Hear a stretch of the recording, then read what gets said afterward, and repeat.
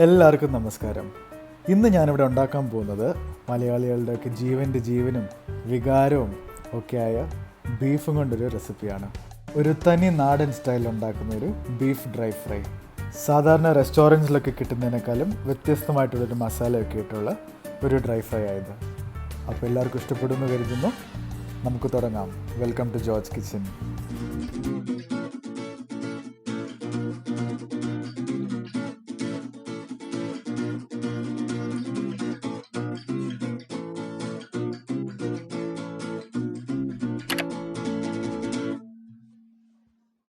ഇപ്പോൾ ഞാനിവിടെ ഏകദേശം ഒരു 3/4 കിലോ ബീഫ് എടുത്തിട്ടുണ്ട്.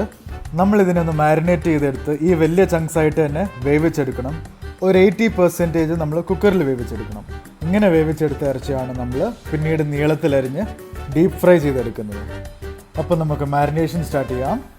എടുത്തു വച്ചേക്കുന്ന ഇറച്ചിയിലേക്ക് നമുക്ക് 3 ടേബിൾ സ്പൂൺ മുളക് പൊടി ചേർത്ത് കൊടുക്കാം. 1 ടീസ്പൂൺ മഞ്ഞൾപ്പൊടി, 1 table spoon garam masala, 2 table spoon മല്ലിപ്പൊടി, ആവശ്യത്തിന് ഉപ്പ്. ഇനി കൈ കൊണ്ട് ഒരൊറ്റപ്പെടുത്തും ആ മസാലയെ കൂടി ഇറച്ചിയിലേക്ക് നല്ലപോലെ തേച്ച് കൊടുത്ത് നന്നായിട്ടൊന്ന് മിക്സ് ചെയ്ത് നമുക്കൊരു 15 മിനിറ്റ് മാരിനേറ്റ് ആവാനായിട്ട് മാറ്റി വയ്ക്കാം.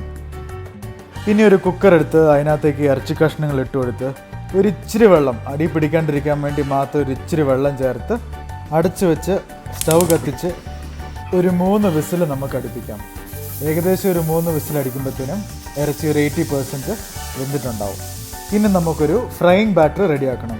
അതിനുവേണ്ടി 2 ടീസ്പൂൺ പെരിഞ്ജീരകം, 1 ടീസ്പൂൺ കുരുമുളക് പൊടി, 2 ടീസ്പൂൺ മുളക് പൊടി. കാശ്മീരി മുളക് പൊടി ഉണ്ടെങ്കിൽ ഏറ്റവും ബെസ്റ്റാണ്, നല്ലൊരു കളറൊക്കെ കിട്ടും. ഗരം മസാല 1/2 ടീസ്പൂൺ. പച്ച കുരുമുളക് ഉണ്ടെങ്കിൽ ഒരു പിടി അങ്ങ് ചേർത്തോ, ഇല്ലെങ്കിലും കുഴപ്പമൊന്നുമില്ല. 3 പച്ചമുളക്, 1 കഷ്ണം ഇഞ്ചി, 2 വെളുത്തുള്ളി തൊണ്ട് പൊളിച്ചത്, കറിവേപ്പില. ഇനി ഇതെല്ലാം കൂടി നമുക്കൊരു മിക്സി ജാറിലേക്ക് ഇട്ട് നല്ലപോലെ പേസ്റ്റ് ചെയ്തെടുക്കാം. ഇതായിരിക്കും നമ്മുടെ ഫ്രൈയിങ് ബാറ്ററിൻ്റെ സ്പൈസ് മിക്സ്. അങ്ങനെ നമുക്ക് ഈ സ്പൈസ് മിക്സ് അരച്ചെടുത്ത് ഒരു പാത്രത്തിലേക്ക് മാറ്റാം. നമ്മുടെ കുക്കർ തണുത്തിട്ടുണ്ട്. നമുക്ക് ആ വെയിറ്റ് എടുത്ത് മാറ്റി കുക്കറൊന്ന് തുറന്ന് നോക്കാം. അപ്പോൾ നമ്മുടെ ബീഫ് ഏകദേശം വെന്തിട്ടുണ്ട്. അപ്പോൾ നമ്മൾ ഇനി ചെയ്യാൻ പോകുന്നത് ഇതൊന്നുകൂടി ഒന്ന് ബോയിൽ ചെയ്യും. ഇങ്ങനെ നമ്മൾ തുറന്ന് വെച്ച് ബോയിൽ ചെയ്യുമ്പം ആ ഇറച്ചി ഒന്നുകൂടി ഒന്ന് കുക്കാവും. അതുപോലെ തന്നെ ഇതിൻ്റെ ഈ ഗ്രേവി ഒന്ന് തിക്കാവും. ഈ ഗ്രേവിയാണ് നമ്മൾ നേരത്തെ അരച്ച് വെച്ച സ്പൈസ് മിക്സിലേക്ക് ചേർക്കാൻ പോകുന്നത്. ഈ വേവിച്ച ഇറച്ചിയുടെ ആ സ്റ്റോക്ക് ഈ മസാലയിലേക്ക് ചേർത്ത് നമ്മൾ മിക്സ് ചെയ്ത് കഴിയുമ്പം ആ ഫ്ലേവർ എല്ലാം കൂടി ഇതിലേക്ക് അങ്ങ് ഇറങ്ങും. ഇനി നമുക്ക് 2 ടീസ്പൂൺ വിനീഗർ ഒഴിച്ചു കൊടുക്കാം. കറിവേപ്പില ചേർക്കാം. 2 ടീസ്പൂൺ ഉപ്പ് ചേർക്കാം. ഇനി ഇതൊന്ന് മിക്സ് ചെയ്ത് നമുക്കൊരു 5 ടേബിൾ സ്പൂൺ മൈദ ചേർത്ത് കൊടുക്കാം. മൈദയും കൂടി ചേർത്ത് കൊടുത്തു കഴിഞ്ഞാൽ നമുക്ക് നന്നായിട്ടൊന്ന് മിക്സ് ചെയ്തെടുക്കണം. ഇതൊരു തിക്ക് ബാറ്ററാണിത്. അപ്പോൾ വെള്ളം കുറവാണെന്ന് തോന്നുവാണെങ്കിൽ കുറച്ച് വെള്ളം നമുക്ക് ചേർത്ത് കൊടുക്കാം. പിന്നെ സോൾട്ട് കറക്റ്റ് ചെയ്യുമ്പം ഇച്ചിരി സോൾട്ടി ആയിരിക്കണം ഈ ബാറ്റർ. നന്നായി മിക്സ് ചെയ്ത് കൊടുക്കാം. മൈദയൊക്കെ സ്പൈസസ് ആയിട്ട് നന്നായിട്ട് ബ്ലെൻഡ് ആവണം. ഇനി നമുക്കൊരു 2 ടീസ്പൂൺ റവ ചേർത്ത് കൊടുക്കാം. 3 ടീസ്പൂൺ അരിപ്പൊടിയും കൂടി ചേർത്ത് കൊടുക്കാം.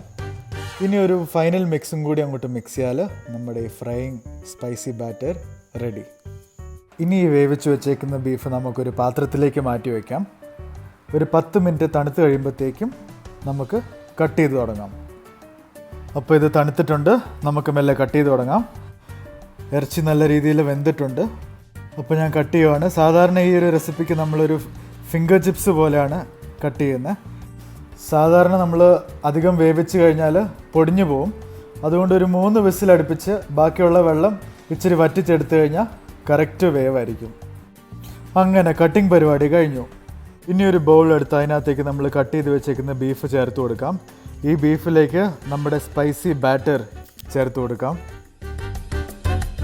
ഈ ബാറ്ററിൽ നമ്മൾ അരച്ച് ചേർത്തേക്കുന്ന ആ പെരിഞ്ജീരകവും വെളുത്തുള്ളിയും കറിവേപ്പിലയും കുരുമുളകും അതിൻ്റെ കൂടെ നമ്മൾ യൂസ് ചെയ്തേക്കുന്ന ആ ബീഫിൻ്റേതായ ഒരു സ്റ്റോക്ക് വാട്ടറും എല്ലാം കൂടി ചേർന്ന് കഴിയുമ്പോൾ ഒരു ഫ്ലേവർ അതൊന്ന് വേറെയാണ്.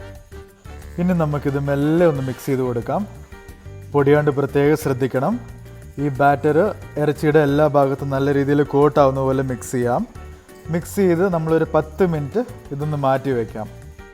10 മിനിറ്റ് കഴിയുമ്പോഴേക്കും നമുക്ക് ഫ്രൈയിങ് സ്റ്റാർട്ട് ചെയ്യാം. അതിനുവേണ്ടി ഞാനൊരു നോൺ സ്റ്റിക്ക് പാത്രം എടുത്തിട്ടുണ്ട്. പാത്രം ചൂടാകുമ്പോഴേക്കും നമുക്ക് അതിനകത്തേക്ക് ആവശ്യമുള്ള എണ്ണ ആഡ് ചെയ്ത് കൊടുക്കാം. നമുക്കൊരു മീഡിയം ഹൈ ഫ്ലെയിം മെയിൻറ്റെയിൻ ചെയ്യാം. ഇതിലേക്ക് നമുക്ക് ബീഫ് കഷ്ണങ്ങൾ ഓരോന്നോരോന്നായിട്ട് ചേർത്ത് കൊടുത്ത് ഡീപ്പ് ഫ്രൈ ചെയ്തെടുക്കാം. ഇടയ്ക്കൊന്ന് ഇളക്കി കൊടുക്കാം നമുക്ക്. ഇതിൻ്റെ cooking time between 3 to 5 minutes. ഒരു 3 to 5 minutes ആകുമ്പോഴത്തേനും ഡീപ്പ് ഫ്രൈഡ് ആയിരിക്കും. അപ്പോൾ ഞാനിത് കോരി മാറ്റി അടുത്ത ബാച്ച് ഫ്രൈ ചെയ്യാൻ പോവാണ്. അങ്ങനെ ഇത് മൊത്തം വറുത്ത് കോരി ഞാൻ മാറ്റി വെച്ചിട്ടുണ്ട്. ഇനി ഒരു ചെറിയ പ്രോസസ്സ് ബാക്കിയുണ്ട്.